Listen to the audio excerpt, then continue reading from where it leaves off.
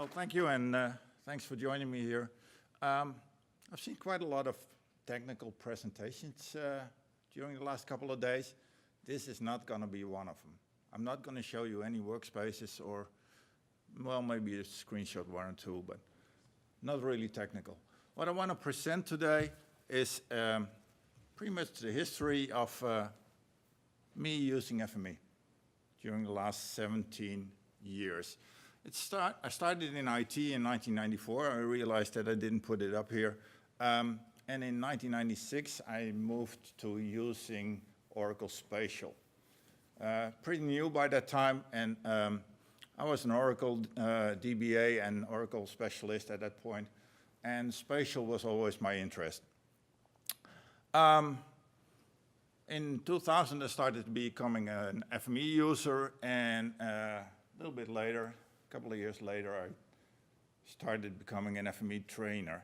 Right in the bottom, I started off being Dutch. I'm still Dutch, by the way. So if I start talking Dutch, you realize that something's gone wrong here. And there's probably about 5 or 6 in the audience that would understand me if I speak Dutch, but most of you won't.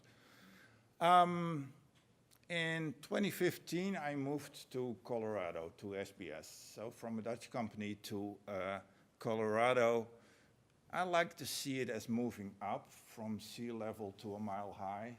That's about the difference between the two countries. And at SBS, I'm still using FME, and I love it. I mean, it's the tool, and I hope to show you why during the time that I've been using it, that I love it.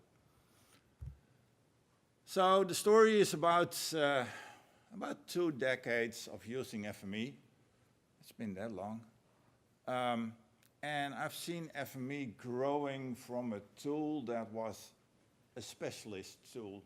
Only a few of us knew how to use it in the early days, to a tool that's been used by a lot of people in a lot of different projects, I would say. So I'm starting with a history. Before we used FME, I said I was using Oracle Spatial quite a lot, and the way of getting data into Oracle Spatial was you export it into a text file, then you create a SQL loader file, and you create a lot of SQL loader files, and at the end up you pretty much end up as the guy in the picture over there. I know it's a blurry picture, and Safe told me I had some blurry pictures in here, but my memory about that time is pretty blurry too, so that's fine with me. A lot of spatial data exchange challenges we had in those times, and it was all about coding, and pretty much 1 or 2 in the company knew how to do that, and that was it. And at a certain point, we had a project where a customer of ours had about 200 DGN files, had to go into an Oracle Spatial database, and SQL Loader was not really the right way to go. So we went on to the early stages of the internet, I guess. And one of my colleagues, I have to admit, wasn't me, found a tool with a company in Canada called Safe Software, a tool called FME. And that was it. It's still blurry, it's still far, far away in the past.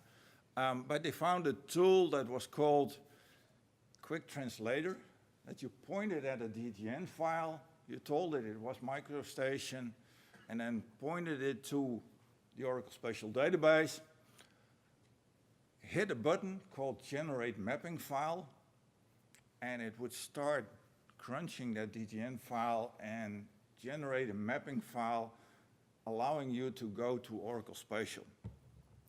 Having done that, you opened your favorite tool, Notepad or something like that, and start typing. And you have to know that these files were, first of all, case sensitive. You pretty soon figured out where the data went in and where the data went out. But everything else you wanted to do, every function, every translation you wanted to do, you start typing or copying or pasting from other files. And Okay, still a way for specialists to move data. It was much better than SQL Loader because you can point to any kind of data and you store it in any kind of format, at least any kind. At that point, probably about 40, but it was still a programmer's tool. So we started generating lots and lots of FME scripts. For the Dutch guys in here, you probably recognize these names. For the rest, it's Cadabra. And at the end of the day, it was still a tool for specialists. Only 2 guys in the company of, by that time, 40 or 50 knew how to handle this. And we felt like kings in the company.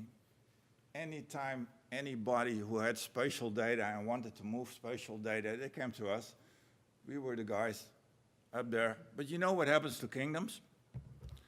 Pretty much like this.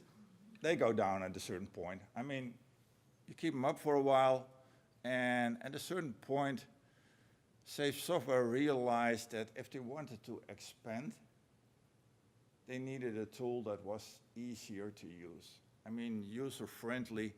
So they came up with, and I think I got the one that Dale loved there, pretty much the first one, first splash screen that I could find, the oldest one, 2005. They came up with a tool called FME Workbench. Had a GUI, so you could see what you were doing instead of typing all those nice little lines in Notepad. And it allowed you to create a visual representation of the workflow. Where is the data coming from? Where is the data going to? What kind of translation did you have? So we started creating workspaces. And when I put this picture up, I realized it's absolutely not 25 because a lot of the transformers in here look different. It's probably somewhere 2015 or so.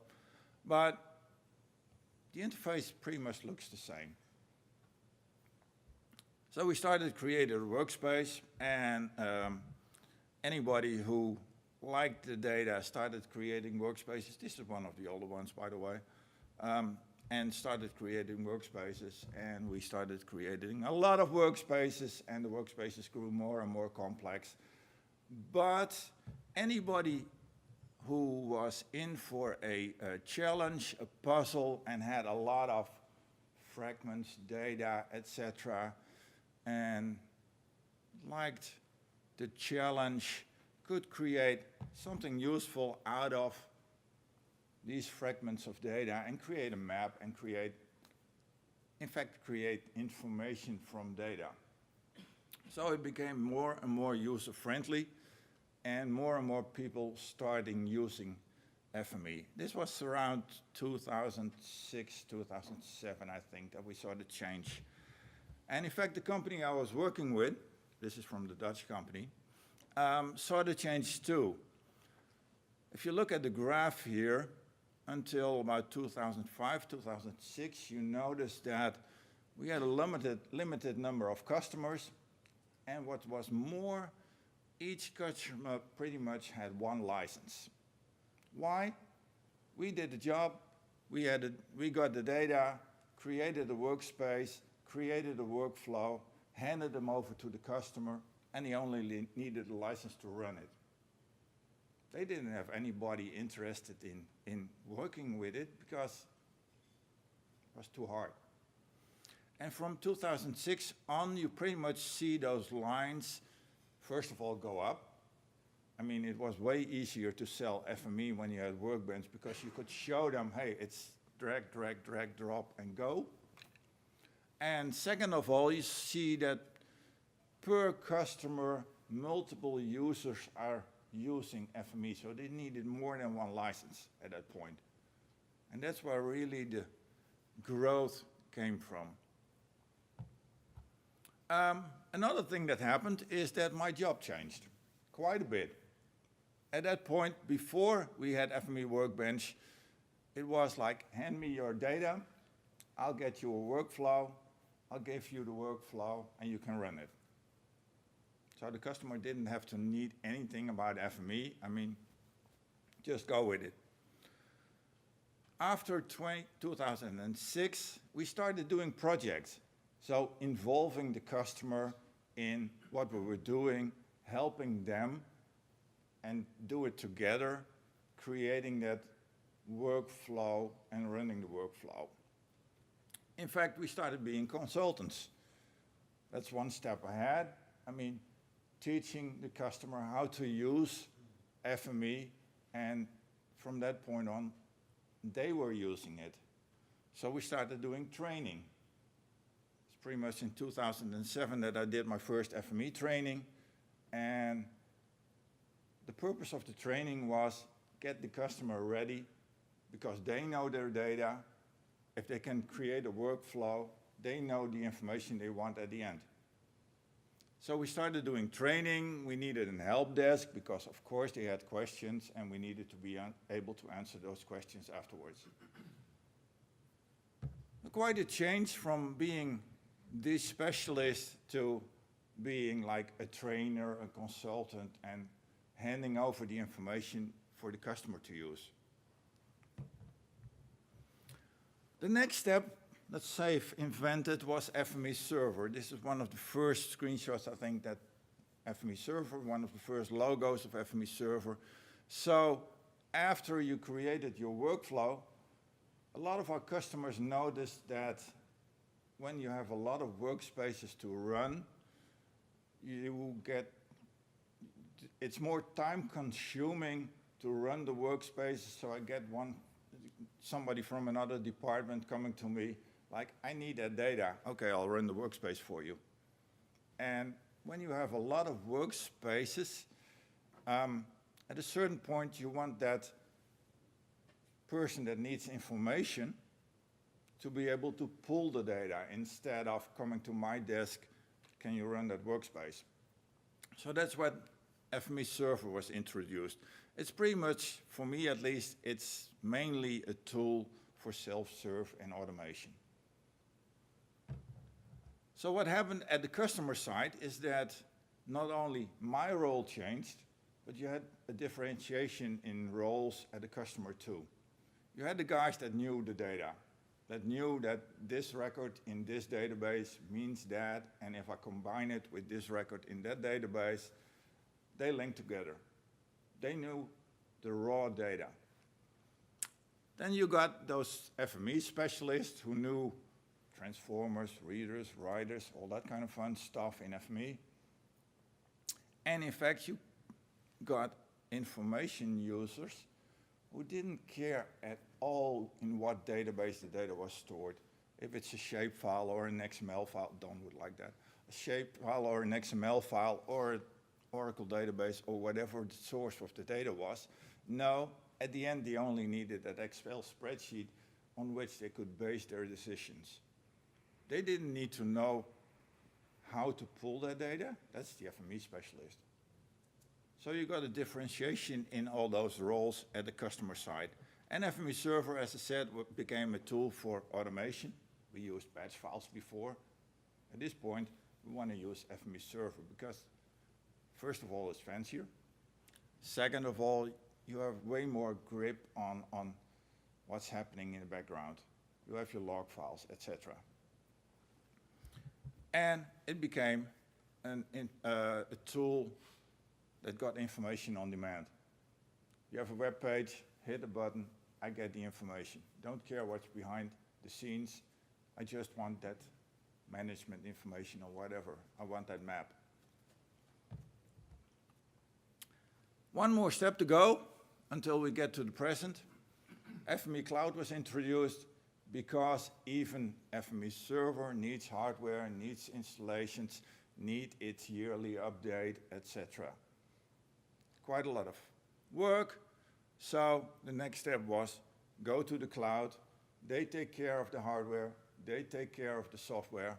I just need to upload the transformation as an FME specialist, and my user needs to hit that button and get the information. Or, as David showed, doesn't even need to hit the button. It'll get to you automatically. So that's pretty much where we are at this moment. quite an evolution in 17 years, coming from SQL loader files and notepad-driven scripts to FME Cloud. Don't know where the data is, don't care where the data is. I mean, I hit a button and I get my data. So what does that mean for FME resellers at this point? And Don and Dale took away part of my presentation on Monday, but I wanted to use that restaurant model again. To be a good reseller, I want to compare that to a good restaurant. Good restaurant, first of all, needs a good product. Yeah, so, okay, I moved to the US, so this is considered a good product over there. But a good product, FME, I think is a good product. I mean, we probably all agree about that. FME is a good product. But next to a good product, as a reseller, you need good service. Because I don't go to a restaurant where they have excellent food, but I have to wait an hour and it's cold. That's not good service. Or I have to look at a grumpy waiter that brings me my food like this and then moves away.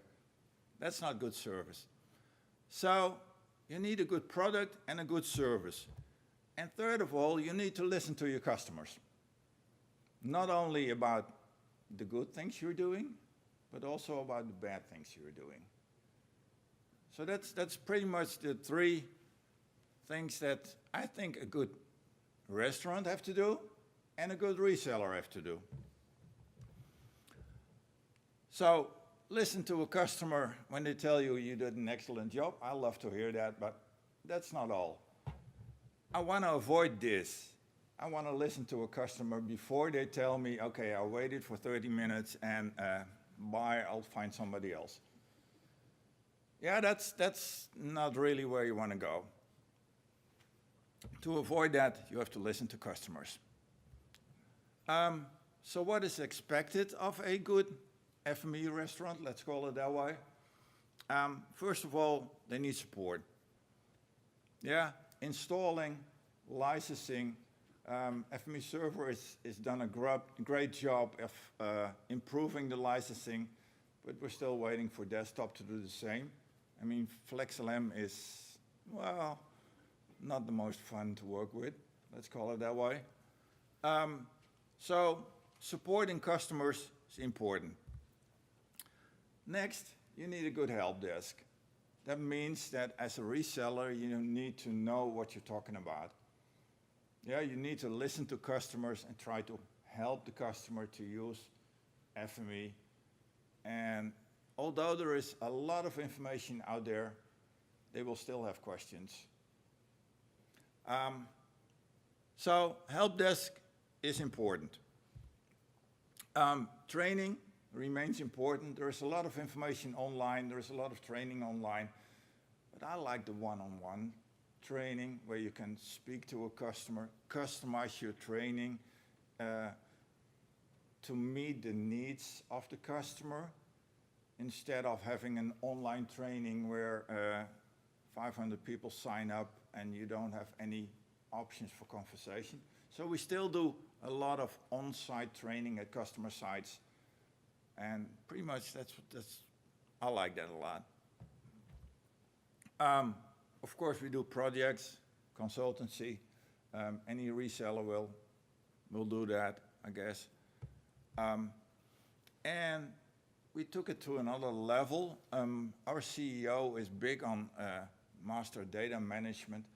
It's pretty much the concept where you have a centralized data store that the company is using for different purposes.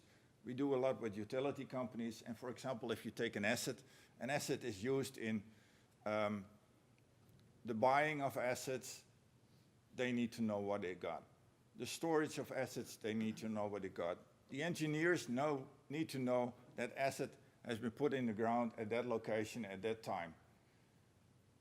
Different ways of picturing the same asset in different applications, and master data management is all about storing that asset once and delivering it to different applications in multiple ways. FME is great at that. So delivering it in different formats with different attributes, etc. FME can absolutely help that. So last year, SAFE and SBS did a webinar together about spatial data management to put that idea into the world. And we've seen that growing a lot. So where I started was we take one DGN file, put it into Oracle Spatial, and that's for specialists at that point. Now it becomes more and more a tool that's integrated in a larger system to help companies have their data flow in the right way, have their data in the right location, have their data in the cloud, etc. So what about the future? Well, I think the future is all about more. We've heard that quite a lot in other talks. It's all about more. It's about more data. I mean, the example yesterday was we have, well, a couple of years ago we had image data from satellites, and we were lucky if it would be once a year on a disk delivered by the mailman to our door. At this point, we're pretty much to the moment that you would have a daily deliverance of new imagery of the whole world possible. And I'm sure it's not going to end there. We get more and more data, so we need more and more speed. And FME is focusing on that. Why? Because we need more and more information. And if we have more information, we need even more information, etc. So it's going to be growing and growing and growing. And what does that mean for FME specialists? We'll have more challenges. It's not going to stop here with FME Cloud, I'm sure. There will be a next step and a next step, and probably those steps will be faster and faster. So I'm looking forward to more challenges, absolutely. And I think the story in 5 years might end quite a bit different than the story is going to end right now. So that's about my story, about pretty much 2 decades of using FME, coming from a specialist tool to a tool. Look at the conference now, 400 attendees, all using FME in different ways. I thank you for listening, and if there's any questions. Thank you.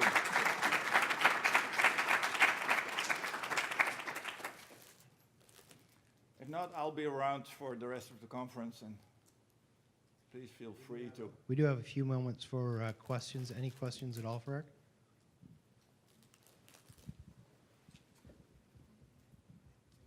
It's going to be in Dutch, or? I'll do it in English. Okay. So what, in your experience, has been the biggest change in FME over the past 2 decades? Oh, the introduction of FME Workbench. Absolutely. I mean, before that, it was like only a few specialists could use it. And with FME Workbench, the plug and play, you could visualize what you were doing, and that's probably the biggest change. The next one probably was FMEServer, but for me personally, FMEServer and even FME Cloud is still all about automation and automating the parts that we build using Workbench and getting it up to Workbench and delivering the data in another way. But it's still about that core, the data conversion, the ETL itself. As a long-time user myself, I'd have to agree with Workbench. Thank you. Any other questions? Now's your chance. Okay, we'll wrap it up and we'll get started getting setting up for the next presenter. Thank you.